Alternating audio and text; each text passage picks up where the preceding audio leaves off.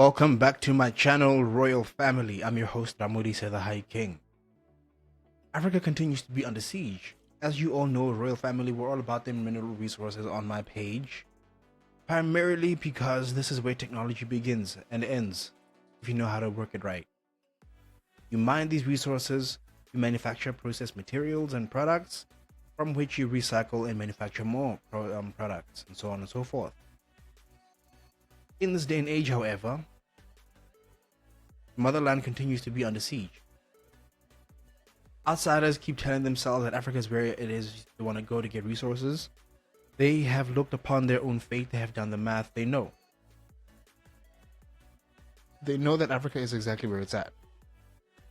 Nowhere else on earth has it good like we do. We are blessed. Right now there's a conversation happening in South Africa called mining in Indaba. It happens on an annual basis, whereby international powers get together to discuss what they're going to do with our mineral resources, forgetting that Africa has 1,000 problems. Foreign investment ain't one of them. The same powers that colonized us are to invest in us. It's crazy. But as we have introduced the conversation about mining in Indaba in previous videos, where we talk about mineral resources, as we always do, allow me to introduce you formally to investing in African mining in Indaba. Dive deep. Embrace the power of positive disruption, a bold future for African mining. Be part of the world's largest mining investment event. And all of these powers can focus having conversations as though Africa's problems have been solved. It's irritating fundamentally to me because these are people who are flaunting their colonial wealth, forgetting the fact that Africa is still in the bind because of their forefathers and their ancestors. So they refuse to pay reparations, but they want to come here and expect my businesses to compete equally with them on a fair basis. How can it be fair when they are so rich? But that's the world we live in. Without these critical components, there is no modern day technology. Now, the clip I'm about to share with you, family, is a little snippet of an interview between British High Commissioner to SA, Anthony Phillipson. Yeah. And what I wanted you to hear is specifically what drives these people. It's always one thing when I say it on my page. It's another thing entirely to hear it from the horse's mouth, or the devil's mouth to be more specific. Without further ado, let's get into it. First sessions that are wrapping up, just to ensure that at least we see commitments and we see collaboration and a move, the punt, and what has been punted or what has been talked about here is the issue of green energy, the just energy transition. And this is where then we see most of those people just coming through to say, how can we ensure that there's solution? How can we talk about a job creation and ensure that this sector creates those well-needed jobs as we speak right now? And how can we ensure that all of these nations capitalize on these bilateral talks for their economies? But hey, we thought we should just take you to Britain in South Africa this morning and bring in the British High Commissioner, this being Mr. Anthony Phillipson, who'll just give us a sense of why and how do we then find UK in this particular space, looking at what has been happening and these all important talks. We know very well that you're doing business here in South Africa, you're doing business on the continent as well, and some of these developments within these sectors would tend to hamper and affect some of your investments. Maybe let us in on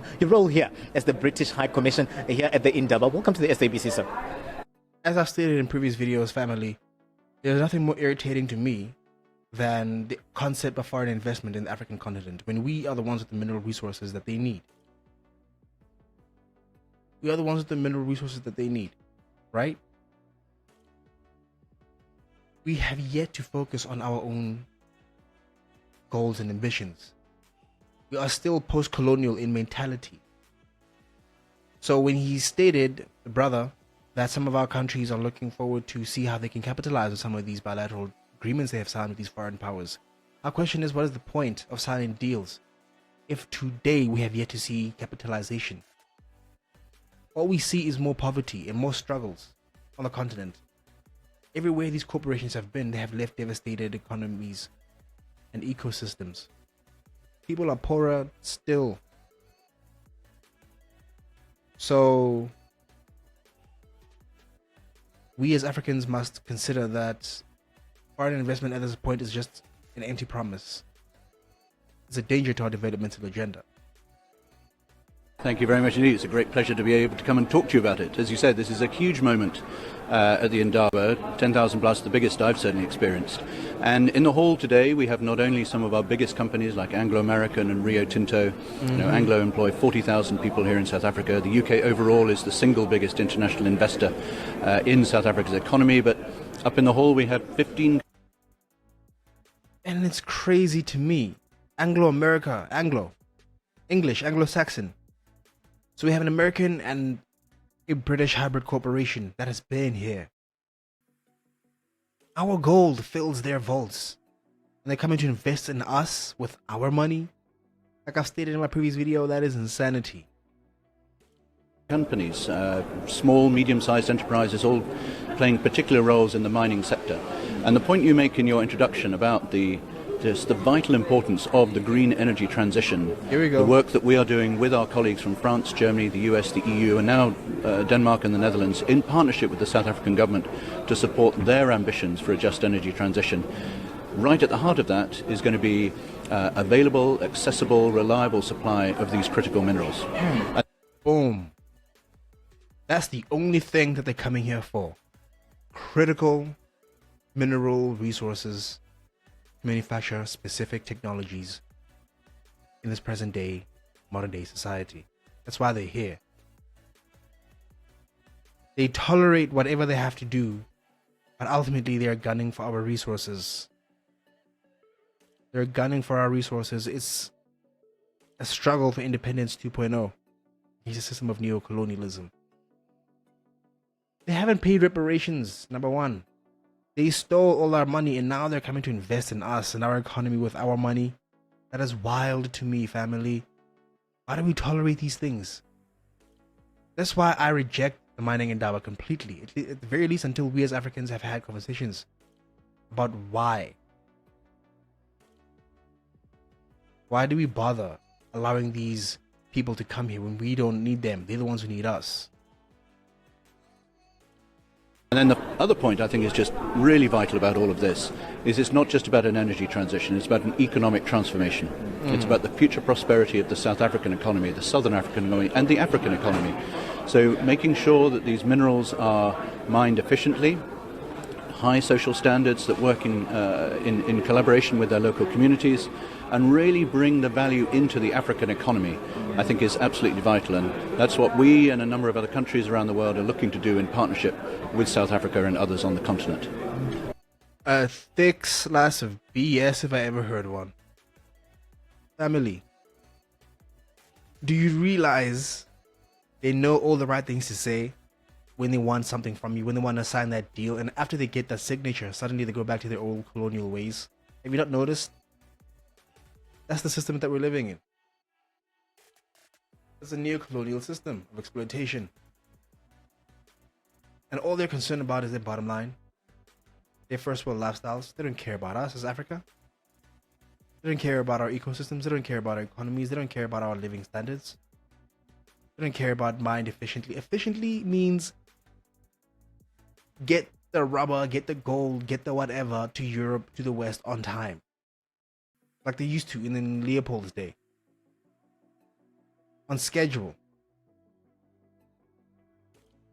Remember in my previous video I shared how they are building a pipeline from, they are building a pipeline from Nigeria to Europe, but a railway system from a region in Congo that cuts through Angola all the way to the ocean, so they can continue to transfer resources out of the continent with efficiency. With neo-industrial efficiency, they want to get access to our resources, family.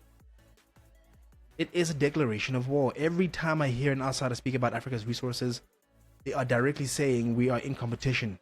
Our developmental agenda versus their first world lifestyles at our expense. Crazy. We see the president touching on the domestic challenges that we have here on the ground, and those domestic challenges get then exacerbated by the geopolitics and what is happening internationally. Maybe give us a sense of the UK. What have you been reading in terms of what has been happening on the continent that would tend, or on the globe, around the globe, that would tend to then affect the continent and developments in terms of your investments? So, as the President said yesterday, this is a complicated time geopolitically.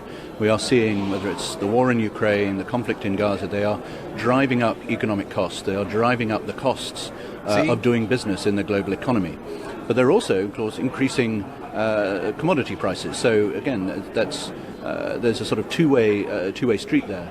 But the key thing is that we need to work in partnership with our friends in South Africa to address these geopolitical challenges, whether it's in the UN or other organizations, and to make sure that we are having the right conversation. Again, the theme of this whole conference, the whole Indaba, is collaboration in a time of disruption. And I think that's exactly what we are trying to do, taking forward our partnerships with the South African government and the South African private sector, civil society, labour organisations, to make sure that we are all working together to address these challenges together. And also, you're right to talk about the issue of the technology. It is fundamentally maddening that they would consider their own economies while they know the challenges we face. Our high unemployment rate among the black population is insanity. It is a powder keg. The only thing keeping the peace is that most people don't know who the real enemy is. They're out there running around like headless chickens, blaming each other, blaming other African brothers and sisters.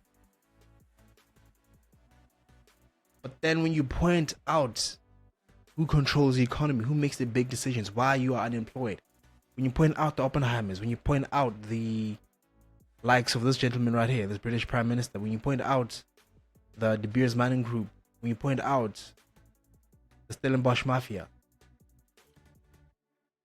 they control the mines, they control the farms, they control the manufacturing industries, they control a percentage of the economy. 80% controlled by the white minority. So everything that's coming out of this man's mouth is a direct challenge to the African developmental agenda and the emancipation of the black population. Economically, because we're still in an apartheid, make no mistake. Corruption that would tend to come into this space. Others talking about the fourth industrial revolution. Nations are talking about how they've even moved to the fifth industrial revolution as we speak right now. How do we ensure that we harness and get the best out of technology in ensuring that these investments find meaning on the continent in South Africa, looking at those investments that you're putting into the country? So I think the technologies that you're talking about, and again, some of our companies. Also keep in mind, family, that the UK is part of the problem with the international challenges that they face. The UK was there negotiating, telling Zelensky what to do or what not to do. UK is there or not there in the situation with the people of Gaza, telling Israel what to do or what not to do. So when we talk about global challenges that are causing disruptions, they mustn't look at us.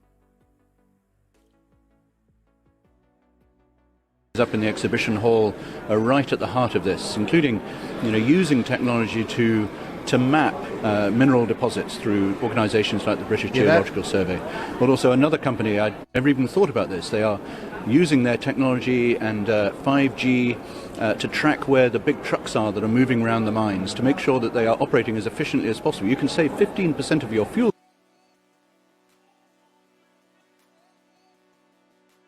Map and identify our mineral deposits. Number one, that's the red flag. Using advanced technology to track the locations of trucks to make sure everything is moving about efficiently. Number two, another red flag.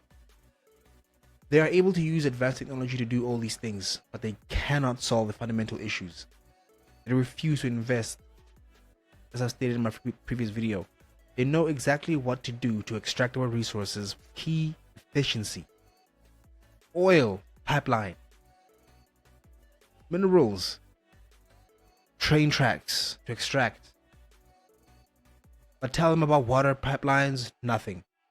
Tell them about infrastructure for the people, nothing.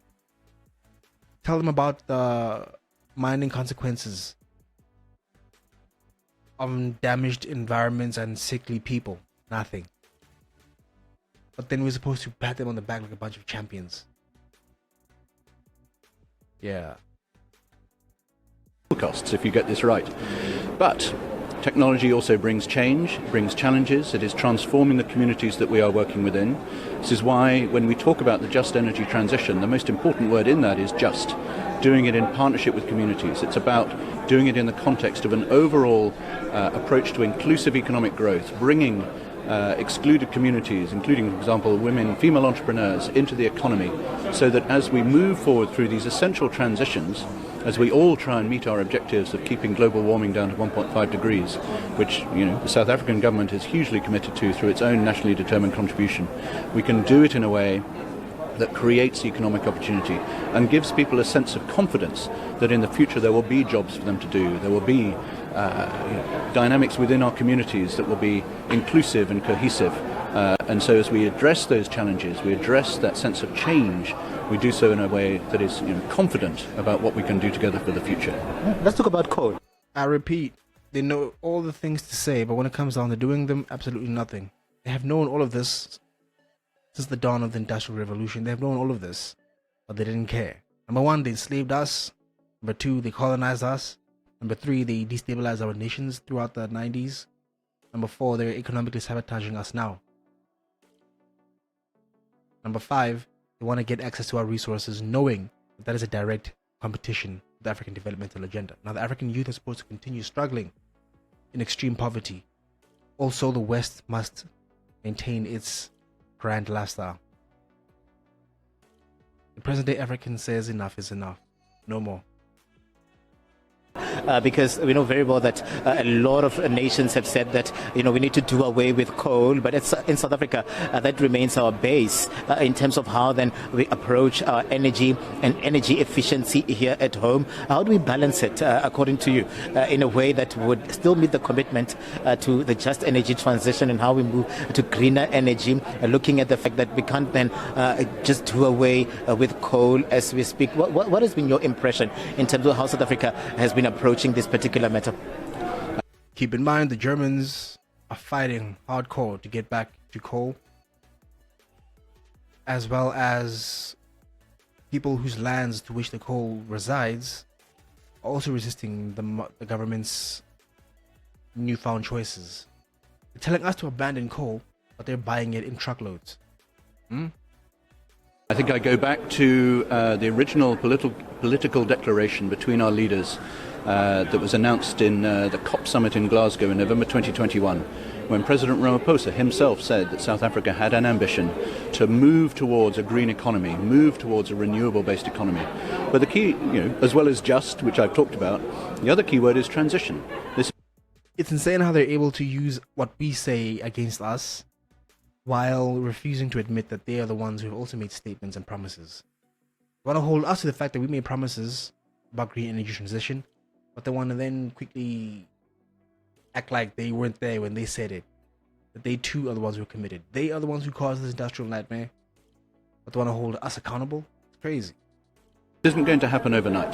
The implementation plan that the South African government published at the last COP in the UAE in November last year sets out a way forward to move forward through a path to renewables. At the same time, of course, as strengthening the grid so that the existing baseload, including, as you say, through coal at the minute, can be evenly distributed so that the government can address its energy security challenges at the same time as addressing its energy transition challenges. Also, alongside that, we need a path forward, which is in the implementation plan on electric vehicles. We need to see investment in green hydrogen, which is something, again, is a big focus between the UK and South Africa. So again, making us responsible for manufacturing and producing green hydrogen. Using a large amount of solar panels and land, we are going to be responsible for producing green hydrogen now. You're putting all of this green responsibility on us as African peoples, both with mineral resources as well as the land, accessibility, endless sunlight. This is insane. We weren't there when they were burning coal and destroying forests, claiming to be technologically superior to all mankind. We were busy being colonized that time, bro. Now they're out here saying, oh, Africa, please save us. Africa says no. It's your time. The fall must happen. That's when Minister Nzimande has made a number of visits to the UK to see what we are doing in green hydrogen in places like Teesside. We have partnerships between our universities. We're working together on South Africa's green hydrogen strategy. All of this needs to be done together. All of it needs to be done together in a sense of partnership between not just our two governments, but the other governments that are working with South Africa, also people like the World Bank, and crucially the private sector. We have a company called BII, British International Investment, which is 70% owned by the British government, 30% owned by the Norwegian government. They are investing here in South Africa in renewable energy and other key aspects of this transition. It's complicated and it's difficult, but I think there is a clear path ahead, and we are committed to working in partnership with the South African government to make it a reality. Electric Ugh. vehicles, how are we going, or how are we faring where that is concerned? Because we see the nation moving into that space as well, where we're seeing the production of electric vehicles. How do you think really this will move as well in terms of our ambitions where the just energy transition is concerned? When you hear electric vehicles, kinfolk, you must think about all the countries that actually have the key components like lithium, cobalt, and coltan. So when you talk about green energy transition and electric vehicles, you must think Congo. You must think everything that is happening in Congo right now. You must think how far are they willing to go to keep an iron grip on Congo's resources. Well, again, I think it's a key part of it for two reasons. First of all, in terms of reducing emissions within the economy, moving into the electric vehicle, the hybrid vehicle space, as we're seeing all around the world, is crucial. Of course, also for South Africa, its automotive sector is a vitally important part of the economy. I think it's roughly about 10% of GDP. So, it needs to make the transition to EV.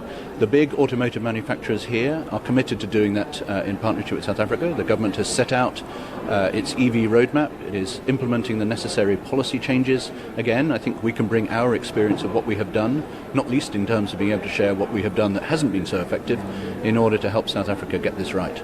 But it all needs to be owned by South Africa. It is their plan that we are supporting in partnership. And See how they need to emphasize that whatever it is that we're saying and doing and blah, blah, blah, it's South Africa's plan. We need to make sure that South Africa owns this and so on and so forth. So they can't even pretend, even fake hide, that they are not behind all of this, micromanaging everything in the background. I'm tired of paying the existence of London. if I can just ask you this before we let you go, Commissioner, we saw the Zulu monarchy calling. This one was so interesting. And if I can just ask you this before we let you go, Commissioner, we saw the Zulu monarchy calling for the return of the artifacts that were taken in the Battle of Isandlwana. Maybe are you able to give us a sense of where are we with that particular process, looking at the fact that they've called for those artifacts to be returned from Britain into South Africa? Maybe you can give us an update on that. I think I remember talking to SABC after I'd had a very warm meeting with His Majesty the King in July last year. It was a very positive discussion. It covered a whole series of partnerships about how we want to continue to build the relationship between the United Kingdom and the Zulu Kingdom. Some of what we talked about in the room, I'm going to leave in the room between His Majesty and myself, but we are very committed to having a positive, warm friendship with the Zulu people going forward. British High Commissioner, thank you very much, sir. Now, the irony, of course, being this is a conversation about critical mineral resources, number one. Number two, we have individuals who would rather talk about, and it's important, yes, cultural artifacts and heritage that were looted in those days. At the same time, though, we must acknowledge what is more important: retrieving our artifacts or guaranteeing the next 20 to 100 years of economic prosperity for the youth is secure. Because we can't keep going round and round in circles, family, while the powers that are not supposed to be continue to remain, all at our expense. It's maddening. It's a nightmare. But we cover that a lot on our channel, because prosperity begins with the things that build and break civilizations. That is minerals, so you can manufacture weapons, technology, infrastructure, advance, yet a stable economy for you and your people. Without these things, there is nothing. There is no hope. Africa is where we are today because the world knows that we are the ones who have it all. We're blessed. So they have things like the Kissinger Report. We are in a competition with Assad's family. It's a whole civil war out here. It's a whole war for developmental agenda and prosperity. Europe is sliding into a dark age. The West is sliding into darkness. Everything that you're seeing in the news right now, the global conflicts, the challenges they're facing, the economic challenges, all of it is just one more thing in a grand collapse of a civilization epic. Believe it. They are losing control of the world as they knew it. They're running around Africa like headless chickens looking for resources and deals and things, all in competition with the youth demographic of our continent. That is what all of this is about for me, at the very least. We cannot afford signing deals with outsiders. Nevertheless, royal family, let me know what you think of the video in the comments below. If you appreciate the vibe, smash that subscribe. Let other like-minded souls know they're out here with the share and the thumbs up for the algorithm. Let the system know that we are what's good as we spread the word. I'm your host, Ramudi the High King. I appreciate you for watching. Stay royal, stay blessed, and I will see you in the next one. Peace.